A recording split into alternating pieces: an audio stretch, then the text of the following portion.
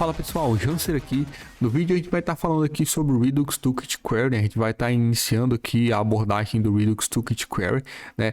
Nas aulas anteriores a gente falou aí sobre o Redux Toolkit, a gente mostrou bastante exemplos aí de como que é, ou como que a gente criaria uma aplicação usando o Redux Toolkit. E dentro do Redux Toolkit a gente tem, né, o Redux Toolkit Query, que ele é uma ferramenta que foi criada em cima dessa ideia do Redux, né? Em cima do Redux Toolkit, só que focado para APIs, focado para comunicação externa, focada para nossa camada aí de data, né, de dados da nossa aplicação.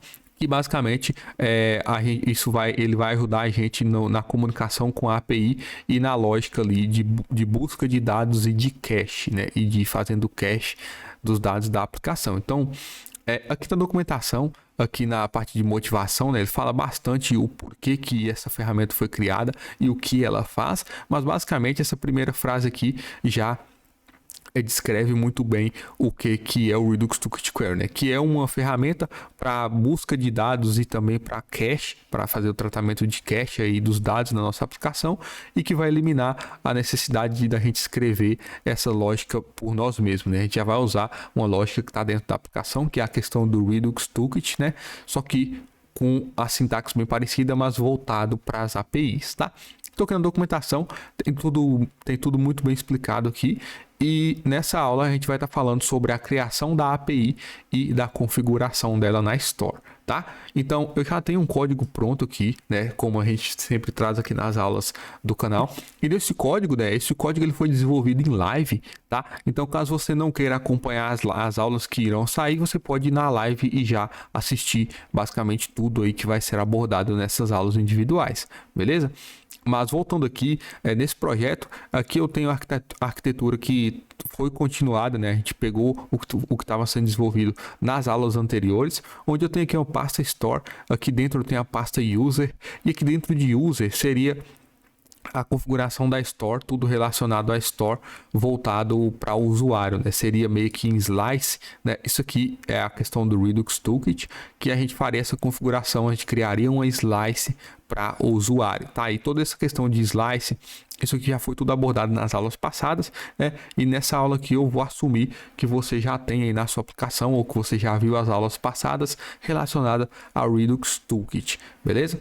Então, a questão de Slice, né? O que é um Slice, eu não vou estar abordando aqui, eu vou assumir que você já entende muito bem o que é isso, tá? E aqui eu tenho esse arquivo API Slice, que é basicamente a Slice, só que voltada para API, né? E aqui a gente usa esse Create API, que a gente importa aqui do Redux Toolkit Query. Beleza? Então com esse Create API, basicamente a gente vai fazer a criação de uma Slice, só que é basicamente voltado para API, né? Voltado para o externo, voltado para essa parte de repositório, essa parte de dados aí da aplicação. Beleza? Então esse Create API ele retorna para a gente, né? Eu chamei aqui de User API. Aqui dentro a gente tem muitas coisas, tem muita informação que a gente vai usar só daqui de User API, tá? Mas voltando aqui para o Create API, a gente passa aqui, né, primeiro um Reducer Path. Esse Reducer Path é basicamente uma tag, um nome que a gente vai dar para a nossa API, né? Eu botei aqui User API. A gente tem o Base Query. Esse Base Query é basicamente o Base URL, né? E para definir isso aqui a gente usa esse Fetch Base Query, que a gente importa também do Redux Toolkit Query, que é basicamente o Base URL, tá? Então aqui tá 10.0.2.2, que é o localhost pro mobile, tá? Se você estiver no web, né, no React Web, isso aqui seria o localhost, tá? Mas no caso do mobile é 10.0.2.2, raporta 4.000, mas aqui se você tem um domínio, é api.meuserviço.com, você passaria aqui, né, o Base URL, beleza? Tem essa questão de tag, né? A questão das tags eu não vou estar abordando agora, mas a gente faz esse trabalho com tags também, tá? Mas o mais importante aqui é os endpoints. Esses endpoints é onde a gente vai definir realmente as funções que vão comunicar com o nosso back-end. E aqui a definição, o endpoint, se ele é uma função, essa função ela recebe como parâmetro um builder e essa função retorna um objeto, né? A gente pode perceber que a gente tem as chaves aqui, só que as chaves estão, né, por volta das chaves a gente tem uns parênteses, né? Então a gente está retornando um objeto. E esse objeto ele vai ter propriedades que serão aí as nossas funções que irão comunicar com o back-end. Beleza? Então a gente usa esse builder e aqui eu tenho algumas funções definidas, né? Que basicamente o get users, get user by ID, um add user, update user e um delete user. Então é basicamente um CRUD aqui de usuário. E aí para definir, para fazer essa definição, a gente usa o builder, tá? Então se você analisar aqui, a gente está usando um builder.query e um builder.mutation, tá? Esse query mutation lembra bastante o GraphQL, onde o query ele é basicamente a requisição get lá do HTTP. Então, quando a gente usa o builder.query, a gente está fazendo basicamente uma get, fazendo um get lá no nosso backend. E quando a gente usa um builder.mutation, aí a mutation ela pode ser um post, pode ser um delete, um update, um patch, né? Ela pode ser todos os outros métodos, todos os outros tipos de métodos diferentes que uma requisição pode estar assumindo. Beleza? Então, aqui, por exemplo, no get users, a gente usa um builder.query. Aqui a gente tem uma tipagem, mas eu vou deixar essa tipagem, ela é basicamente o que vai ser retornado com o primeiro argumento. E o argumento não, né? Essa primeira tipagem aqui é o que vai ser retornado e essa segunda aqui vai ser o que ele vai receber como entrada, né? Como parâmetro. No caso do get user, eu não passo nada como parâmetro, né? Então, que é void. Mas eu recebo de volta uma lista de usuários, tá? Que eu vou pegar todos os usuários. Então a gente consegue fazer essa tipagem aqui, né? O que é muito bom, tá? E aqui a gente tem esse objeto, né? O builder query, ela é uma função e ela recebe como parâmetro um objeto, beleza? Aí esse objeto ele tem aqui a propriedade query, que é uma função que retorna a parte ali do URL que vai ser acessado. Então, basicamente, essa função ela está retornando aqui um /users. Esse /user vai ser concatenado aqui no final do nosso base URL, né? Então, no final, quando eu chamar esse método getUsers, ele vai chamar o meu HTTP 2.//10.0.2.2 2.4000/users. Beleza? Bem simples, bem tranquilo. A questão das tags também não vai ser abordada. E tem aqui também um transform response, que como o nome já diz, né, ele é uma função que vai ser aplicada na resposta para fazer alguma alteração. Nesse caso aqui eu só estou invertendo na verdade a ordem aqui da minha lista, mas enfim, eu posso aplicar o que eu quiser aqui. E nenhuma dessas duas opções que são obrigatórias, tá? A gente só tem que passar mesmo a query, beleza? A gente pode ver como exemplo aqui nessa segunda no get user by ID, onde eu só preciso passar a query. E aqui já é um exemplo diferente, porque no get user by ID eu vou receber como retorno um usuário e eu tenho que passar, aqui nesse caso eu estou passando um número. Esse número ele é o ID do usuário. Eu vou pegar qual usuário, né? O usuário do ID 1. Então, quando eu for usar lá esse método, aqui no query, como eu falei que eu recebo esse parâmetro ID e eu passei o tipo dele aqui em cima como número, ele vai esperar que eu passe um ID e aí esse ID vai ser concatenado, né? Aqui, como eu expliquei ali no caso anterior, isso aqui vai ser concatenado no meu base URL e ele vai fazer a requisição para mim, tá? Nesse caso, como é uma query, ele vai fazer uma solicitação get lá no meu back-end. Beleza? Então aqui a gente tem as mutations também. E na mutation, como eu disse, né, aqui ela já é um pouco diferente, porque ela pode assumir vários papéis. Nesse caso, de adicionar o usuário, né, como o meu back-end eu usei um JSON Server, no JSON Server, quando eu adiciono um usuário, quando eu faço um post, ele me retorna esse mesmo usuário que foi adicionado. Então aqui eu passo um usuário, né, na verdade eu recebo um usuário como parâmetro e eu passo um usuário também como parâmetro, né? Eu recebo um usuário como resposta e eu passo um usuário como parâmetro. Mas isso aqui é detalhe do meu back-end, tá? E por conta disso eu tive que fazer essa tipagem. Aqui dentro a gente tem novamente o query, tá? O query ele se mantém aqui, né? Independente se eu estou fazendo uma query ou uma mutation, né? Dentro aqui dos parâmetros da função, eu tenho aqui a propriedade query.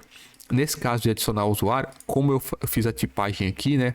Que eu recebo como parâmetro um usuário, então a minha função query ela vai ter, que eu chamei de user, né? Ela vai receber um usuário como parâmetro. E aí essa requisição ela vai bater lá no URL, né? No /users, o body dessa mensagem vai ser o usuário, que eu recebi como parâmetro, e o tipo do método vai ser o do tipo post, tá? Aqui tem a questão das tags que eu não vou abordar agora, mas essa parte aqui ela é obrigatória quando a gente está escrevendo uma mutation, né? Nesse caso a mutation ela é um post, né? Ela tem um body e ela vai acessar esse URL/users. No caso do update é parecido, né? No update eu tanto envio um usuário como eu recebo de volta esse usuário que foi atualizado. Eu mando, né, aqui a query, ela recebe aqui um usuário que vai bater lá no /user/ o ID do usuário, né? Então, dentro de usuário eu já tenho um ID, que eu estou acessando aqui user.id, o corpo da mensagem e o tipo do método, que nesse caso é um patch. E no delete também, né? E todos esses aqui são mutations, aqui eu só tenho diferentes formas de escrever a mutation, né, de diferentes métodos diferentes. Diferentes métodos diferentes, tá? Isso ficou bom, mas beleza. Com isso aqui, a gente cria uma API, né? Ele retorna para a gente nessa nossa variável user API. E aqui agora a gente vai fazer a configuração dela na nossa store, beleza?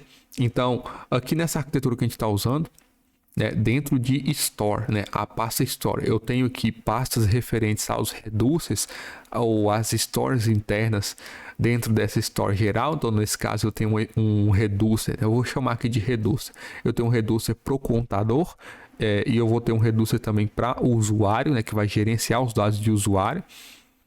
E aqui fora, né, além de fora dessas pastas, eu tenho um index.ts, que é basicamente onde a store de verdade ela é criada, né? Que aqui no Redux, uma store ela é basicamente a junção de várias funções reducers, né, de uma ou mais funções reducers, tá? Então, no caso do contador, na minha slice ela me retorna um reducer. No caso de usuário, a minha slice ela me retorna também uma função reducer, tá? E no caso da API, a API também retorna para a gente um reducer. Então, aqui a gente tem que passar, né, dentro desse configure store. Esse configure store está vindo do Redux Toolkit, né? A gente abordou isso aqui em aulas passadas. Aqui a gente tem a propriedade reducer, que ela recebe aqui chave valor referente aos reducers que a gente está adicionando. Então, o que eu chamei de counter, ele recebe o counter slice.reducer, o user recebe user slice.reducer. E esse nome aqui ele pode ser qualquer nome, tá? Eu posso chamar isso aqui do que eu quiser. Nesse caso, eu estou chamando de counter para ficar em concordância, né?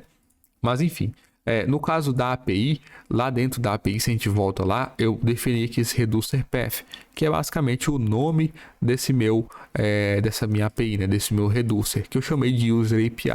Então, aqui no index, eu estou nesse objeto, tá? A chave dele vai ser o user API.reducerPath, que é aquela string que eu defini, né? User API. E o valor vai ser user API.reducer, tá? Dentro da API, ele tem também esse método aqui, esse reducer, né, que é gerado automaticamente, baseado aqui nos endpoints que eu defini. Beleza? E aqui a gente tem também, né, fora de reducer, a gente tem aqui a propriedade middleware, que essa middleware, ela é gerada também automaticamente do meu user API. E o que eu estou fazendo aqui é basicamente pegando as middlewares atuais que já tem dentro do Redux Toolkit. Então, isso aqui é uma função que está pegando aqui esse getDefaultMiddleware. Esse aqui foi um nome que eu dei, que está na documentação, mas que pode ser qualquer nome. Eu pego os valores atuais, né? Esse getDefaultMiddleware, ele é na verdade uma função. Então eu executo essa função, ele vai me retornar essas middlewares, todas as middlewares que estão funcionando aqui no meu Redux Toolkit, e eu estou concatenando o user API.middleware, que são middlewares que foram geradas automaticamente pelo meu Create API, né? E serão usadas aí para fazer o controle, né, do cache, para fazer o controle e o gerenciamento dos dados, né, o garbage control, que basicamente é limpar o lixo ali que vai ficar dentro da API. Basicamente é coisa de funcionamento interno da API, tá? Isso aqui a gente só repassa aqui para ser usado dentro da store, beleza? Então, com isso, quando a gente faz isso aqui no projeto, se a gente vem aqui no app.tsx, eu já tenho um provider aqui, né, que está fornecendo para minha aplicação essa store. Então a minha store está funcionando, ela já está com tudo ok aqui na aplicação, está tudo funcionando. Eu basicamente vi com essa questão do user API e adicionei aqui dentro dos meus reducers, e com essa minha middleware para que tudo funcione, beleza? Então com isso aqui a gente já tem uma API funcional, ela já está funcionando, e aí na próxima aula que a gente vai estar abordando aí como que é feito esse uso lá nas nossas componentes, na nossa camada aí de exibição, né, da aplicação, beleza? Então para essa aula aí, eu espero que eu tenha dado qualquer dúvida, pode deixar um comentário logo abaixo, e é isso aí, muito obrigado e até a próxima.